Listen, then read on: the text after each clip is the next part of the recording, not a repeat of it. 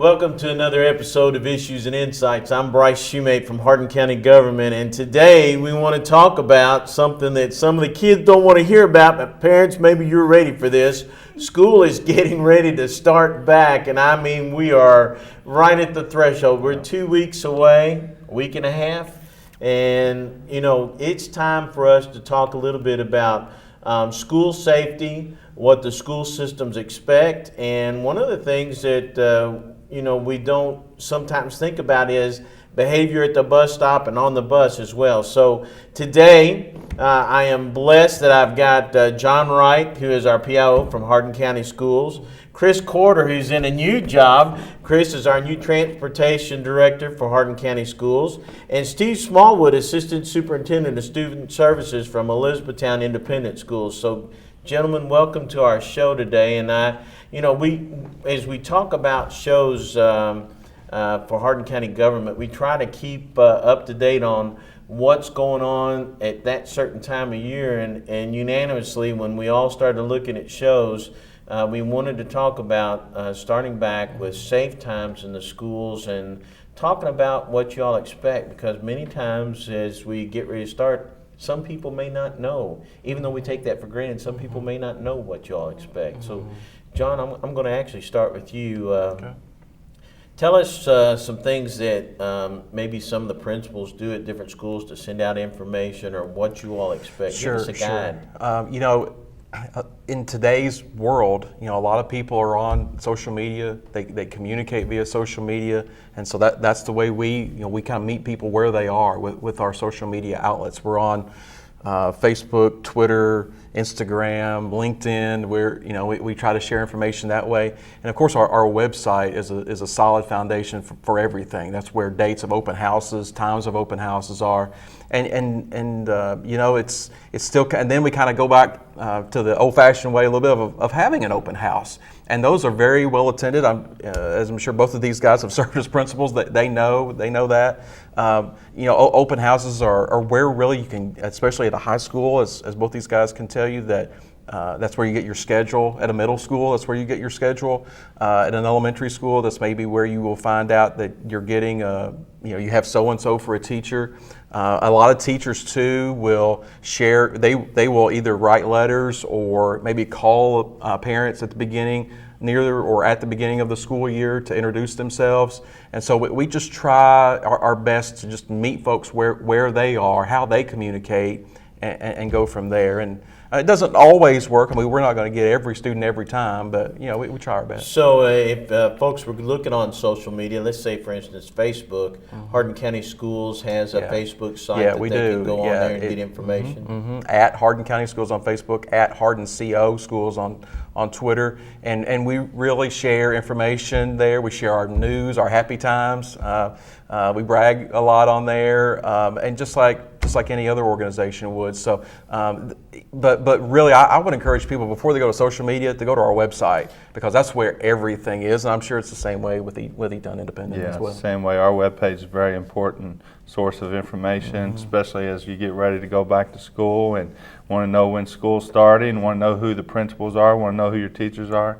Our website is the place to go, and we do have some social media pages as well. And each school in both districts has their own web page, and there's been some turnover. We've had several principals retire or move on or get promoted, and so there's some new principals at four of our schools have new principals.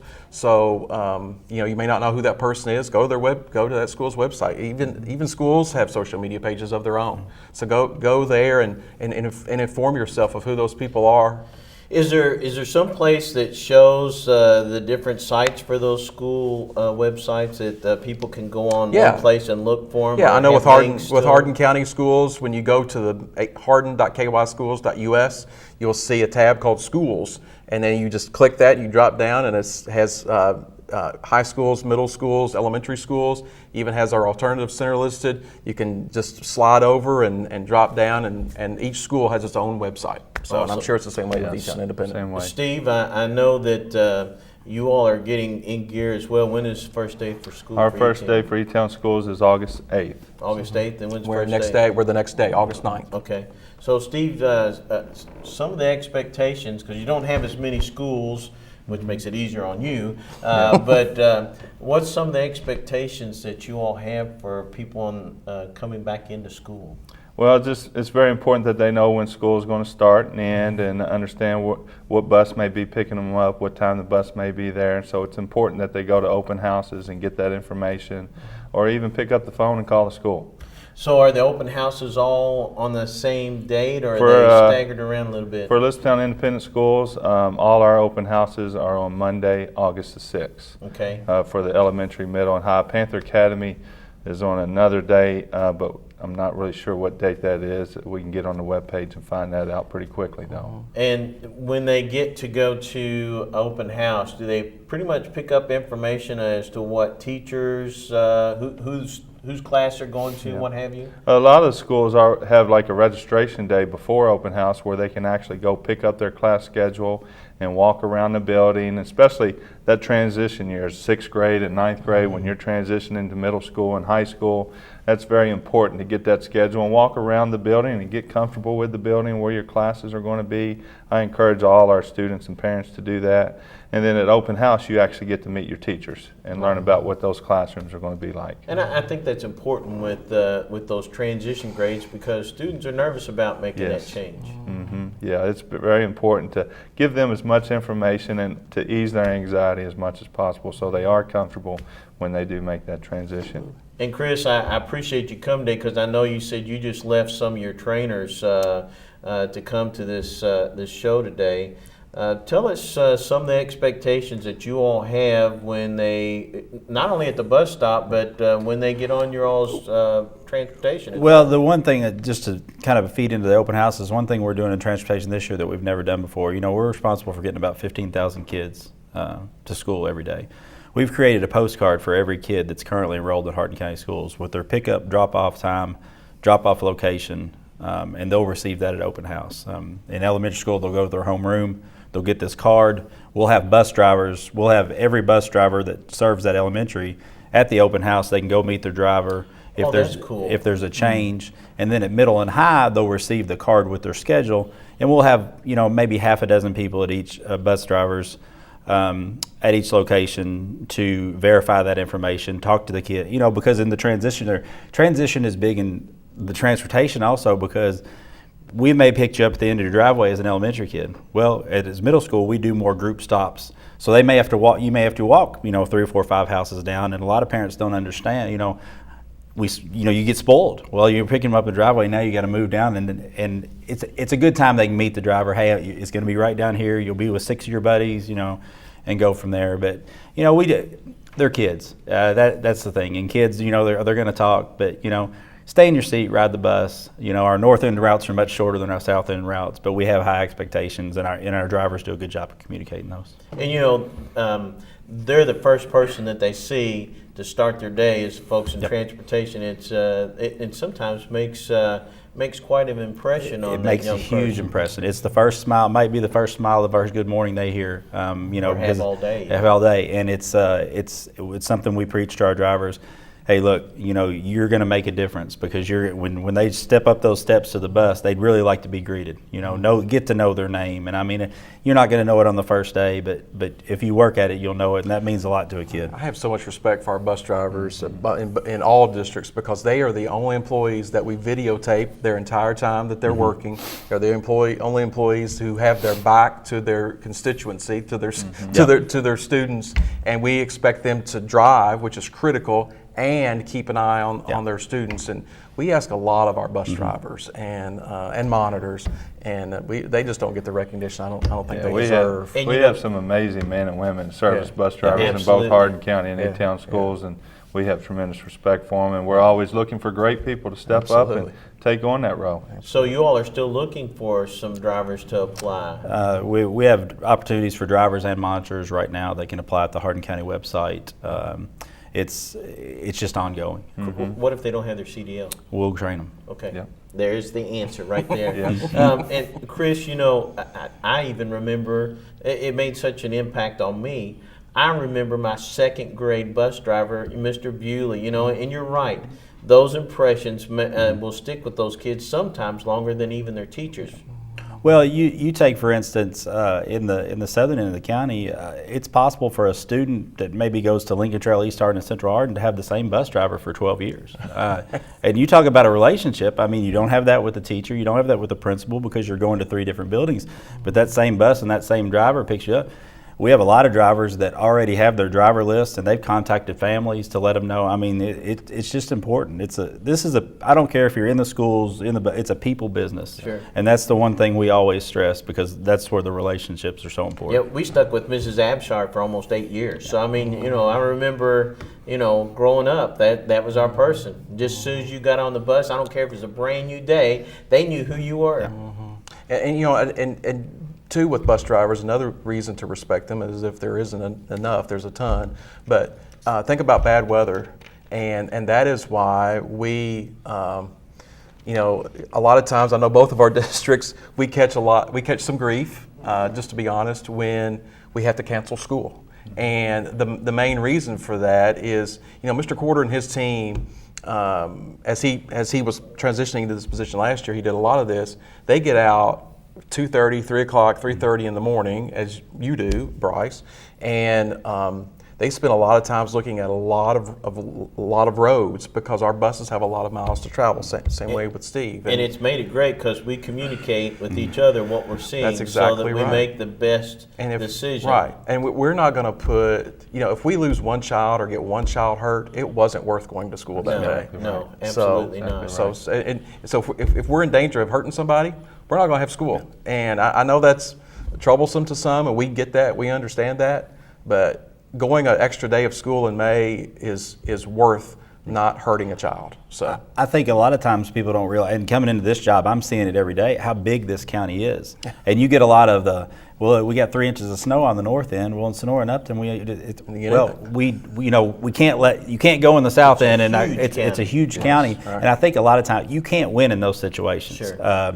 Because we want to go to school every day. Nobody wants to miss a day of school because it's great for kids. But like Mr. Wright said, the safety is number one, and we're not gonna. Right. One of the happiest times I've seen Mrs. Morgan, our superintendent, is we had to call off school really on a forecast, either last year or the year before last. And so when it started to snow about 8 o'clock. Mrs. Morgan was very exuberant that it had finally started to snow. Because there was one year that we called it off according to forecast and it didn't do anything. Right. So and that happens because you put safety first. You want to make sure that you don't put kids in a bad situation.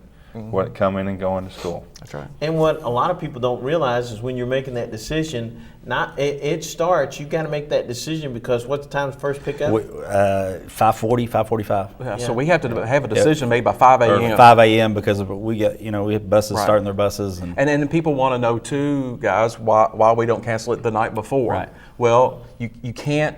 You know, unless it's already on the ground. Right. Yeah. Right. Well, and it's hard to do. Our weather normally comes in from the west, and Breckenridge and Meade, different time zone. So a lot of times you can't get information because we're out way before they are. So working together, and I know Steve and I'll talk to you in the winter, and hopefully we have one of those winters. It's 45 degrees and sunny every day, and it never snows, and everybody's happy. Right. But that's just not the case. Happened. Yeah. That's happened, unbelievably so. That's happened. We know you like Christmas, but the rest of us are, it can snow on Christmas, whatever, and then be done. That's it. I flood Facebook with how much I love Christmas. Right. Even my preacher gets after me. The Christian preacher gets after me because I love Christmas. So. Steve, when you start looking at this, because I know you take care of transportation in your job. Expectations are the same. Mm-hmm. What if we have a young person that is acting out at the bus stop? Yeah. They need to know that there's consequences to those actions. Whether you're in the school building, school bus, or at the bus stop, the consequences are going to be the same. So we expect your behavior to be the same as it would be in the classroom. Because I think a lot of times, and Chris, back me up here, they think that if I'm at a bus stop, I'm not in school. Yeah, they don't.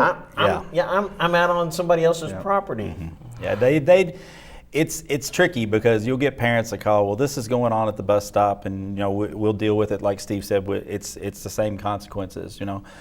but I'm not on the bus. It doesn't matter. You're our responsibility. You're standing at that stop from the time you get to that stop to the time we get you home in the afternoon. Whatever you do, it's going to reflect on us and it's going to reflect on you, and we expect you to behave this way. And it's their safety that we're Yes. concerned about. And Steve, I know Mr. Moore was a bus driver for many, many years in Elizabethtown Independent Schools, and being able to ride on that bus is a privilege. It is a privilege. It's not a right. And if you're doing things that take away from the safety of others, safety of yourself, safety from the bus driver, then you could be removed from the bus. So, In other words, you lose that privilege, You and the lose the same thing privilege. goes for Hardin County, Yes. correct? Yep. Yes. Don't want to, but Don't may wanna do have it. to. Yeah. And that puts a big imposition on parents when both of them work, and people don't always realize that. Yep. It is not their right. That's a good point. I Yeah. like But what you sometimes it only takes one of those days off the bus, and the student gets it because it inconveniences the parent. Yes. And while we don't want to do that, a lot of times it takes that one time, and the message is at home is sent to that kid. I'm not going to mess up on the bus anymore because it's not a good thing. said. Right.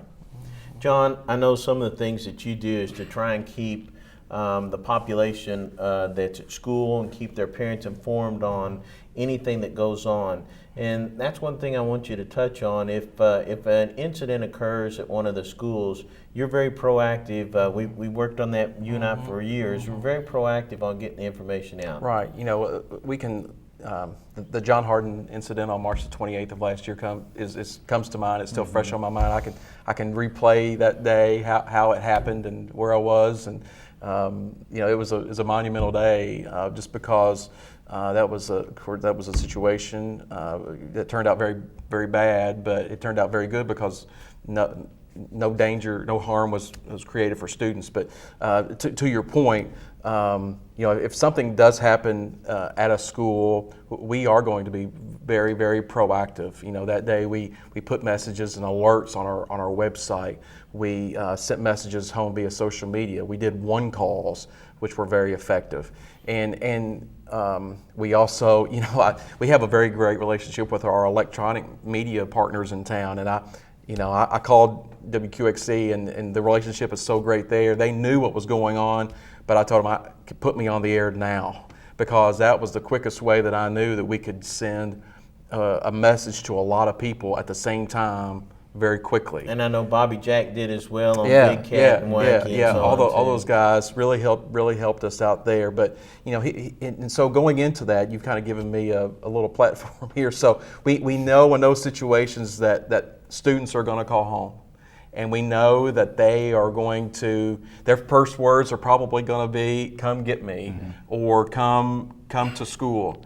Well, in those situations, sometimes it's not in the best interest of anyone for parents to come to school. And at that time, it was safer for them to be inside the school. That's than exactly outside right, because the school. danger in this particular situation there, at that time, the threat was outside the building. It wasn't inside the building. And we know that we've seen so many news stories and videotapes where threats are inside. This situation, the threat was outside, and we were keeping people at bay on W.A. Jenkins Road, in front of the building, and people just didn't understand that. And I totally understand why they didn't, because they were scared. Their child is it's my first commodity. It's mine and my wife's best commodity. That's who we love the most, and these guys as well. You and Judge Shumate as well. So we know your child is your most precious commodity. However, you do have to have a sense of trust, and that's the only other word I can think of, is a sense of trust for not only us to make those best decisions, but also of law enforcement. Because I'll tell you this, and we had a shooter training on this week that we're taping this with our new teachers, and I got emotional when talking about those officers. They save lives, and when they get to that building, they are in charge. And so when that first law enforcement agent came to our door that day, he said, "Nobody gets in or out. Nobody, yes sir, yes ma'am," and they are in charge, and we're going to do what they say to do. And so just listen for the one calls, listen for us to communicate. We know you're anxious to get your children. We get that. And I want to follow up on that. You all may not know this, but what has been going on in all the school systems, Hardin County, Elizabethtown Independent, all the private schools have all been working together. Jamie Land from Elizabethtown Police Department, very proactive, has called all of us first responders and all of the schools together to work specifically on school safety. And so all this summer, while all of y'all have been off, these folks that are sitting here next to me have been working on school safety all summer with first responders. And so that partnership, you don't see places to make sure that, I mean, when I say we don't see, in bigger cities, you don't always see the cooperation that we're seeing going on right now. Mark Filburn from the Kentucky League of Cities was down at that last meeting that you guys were at, and he bragged on us a little bit. He said, you know, this community is very proactive, working together, and I don't care if a child goes to E-Town, Hardin County, St. James, it doesn't matter. A kid is a kid is a kid, and they need to be protected. Right. And we're going to reach out to them. They're going to reach out to us if we need their help, et cetera, et cetera. So we all are going to work together. It doesn't matter where they go to school. We just want to keep kids safe. I guess, Steve, one of the things that I'd like to get out today is even though this is a Hardin County show, Hardin County Schools show, lots and lots of folks from E-Town Independent Schools watch because they've got the same channel available. Yeah. And so we try to include everybody on this channels. Mm-hmm. One of the things I want to get across to parents is for kids coming in that first day, what are some of the things that you all expect and want to see with those young people? We just want them to be prepared for school, and if they have any concerns, let us know. They need to be coming to school, and they need to understand what the expectations are. We do live in a different world than the world that you grew up in, that we grew up in, and that we always got to, if we see something that makes us feel uncomfortable, we need to report it.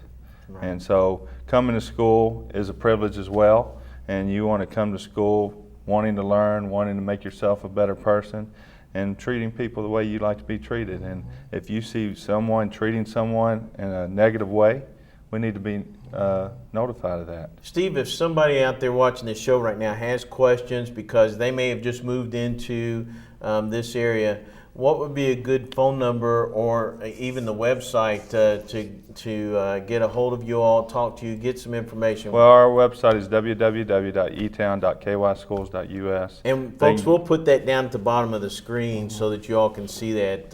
And on that website, it has all the school's phone numbers, contact principals, assistant principals, counselors, anyone that you think you need to contact, you can reach on that website. And I hate to say it, in this day and time, we think that everybody has use of the internet. Just in case there's somebody out there that does not have use of the internet, what would be a phone number they could call?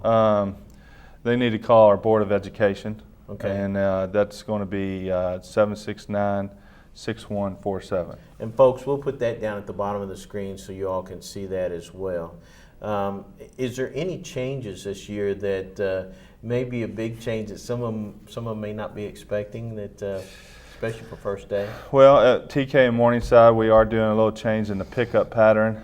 In the past, we've combined TK and Morningside students in the cafeteria and picked them up at one time on that same bus. But we're moving the middle school students to the middle school gym and Morningside's elementary students to the elementary gym.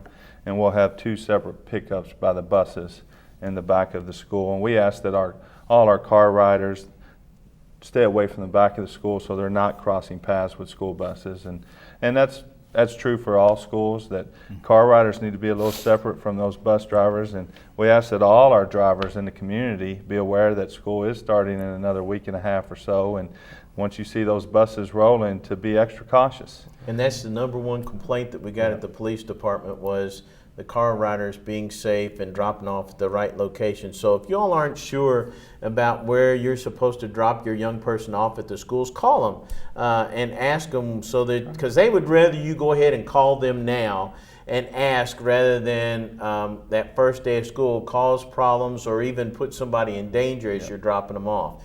And John, I want to go back to that, because that has been one of our number one concerns, is not the folks that are riding transportation, right, but the parents dropping them off. The parents get frustrated because they got to be at work and they start dropping their kid off way back in line before they get up there and then try to pass the other Right. cars. You know, really the safest way for your child to get to school is ride the bus. Yes. That's really the safest way And because consistent. and Yes. consistently ride the Yes. bus because you know it's really and burden is a heavy word, but I'll say it. It's really a burden on the bus driver when they pick up little Johnny on Tuesday and then they don't see him again until 4 Tuesdays later, and then he wants to ride the bus. And obviously we're going to pick him up, but do it consistently. But so bus driver A can know that he has to pick up little Johnny at certain times. The thing I'd like to stress from the transportation side of it at the beginning of school, parents, be patient. Absolutely. We're going to get your kids to school, and routes are very fluid at the beginning of the year because, especially in the northern end of the county, because we're so transient. So people move. We don't know. We've got everybody routed that's enrolled right now. So have your kid out to the bus stop 5 minutes before they're supposed to be out there. If we're running a little late, I promise you, we'll get you. And worst comes to worst, a bus will pick you up and get you to the right school. It's the patience that we just And they're ask. not going to be counted tardy. No. There's a possibility that they're going to be late the first Yes. few days. Oh yeah. Right. Yeah. It's a fluid situation when you're transporting 15,000 people. It takes time to work out the kinks, but we'll get there. John, address that one more time on having parents, if they are dropping their kids off, wait until they get up to Yeah, a certain- absolutely. Yeah, don't just drop them off in the yard and say, "Hey, best of luck." I hope you make it to the front door. Yeah. Just follow the patterns because when you put your kid, you put your student out in the path of traffic. I'm thinking GC Burkhead, for example. That's where one of our children attends school, and I just can't imagine just dropping my first grader, second grader, my fifth grader off at at the front door and saying, "Hey, I hope you get there." I just can't. And just I can't know imagine we've doing had that. to actually had to bring street signs to put up in the parking lot where people drop their kids off in the route there Sure. because people were not obeying regular traffic rules. For that matter. And to that point, the other thing is know what time your schools open the doors, because Yes. if your school opens the doors at 7:10, don't just put them, under the awning at 6:50. I mean, it happens, and it puts it puts them in they're just not supervised. Yeah. If it's cold, we'll open the doors early. If there's things happen, you have to drop your kid off early. But And there's a reason why a school can't open that Right. earlier. One reason is because maybe we pay our teachers, believe it or not, and we pay them to work from a certain time to a certain time. Right. And it's just like a person that works at any other job. They may not show up to work 20 minutes early, Right. or 30 minutes early. We can't tell teacher. Now we know your day starts at 7:20. We need you here at but we 6:30. need you here at 6:30. Right. We can't ask them to do that. Well, And then we're human. Guys, I knew that our time would go by extremely fast because I've got a great bunch here that when we all enjoy each other's company and like to talk. But, time's gone by, and one of the things we want to make sure that you all think about that are watching this program is if you're not sure, call. If you're not sure, go to the website. These folks are tickled to answer your questions. Yes. Not only now, but all throughout the school year. And so we want you all to have a safe school year and look forward to you because it's more than just learning. It's fun and it's activities, and it not only increases their mind skills, but it increases their social skills as well, being able to go to these schools, and we've got great facilities for them to go to. Thank you all for joining us on Hardin County Education Community TV, again, where we try to keep you up to date on what's going on all throughout this great community that we call Hardin County, but more especially what's going on in the Hardin County and Elizabethtown school systems as we talk today. I'm Bryce Shumate from Hardin County Government. Please be safe. Remember, school starts in about a week and a half. Watch out for those buses. Kids are going to be out waiting for the buses, and we've been used to them not being out there all summer long. Pay extra attention. Thanks for joining us, and stay tuned to Hardin County Community and Educational TV.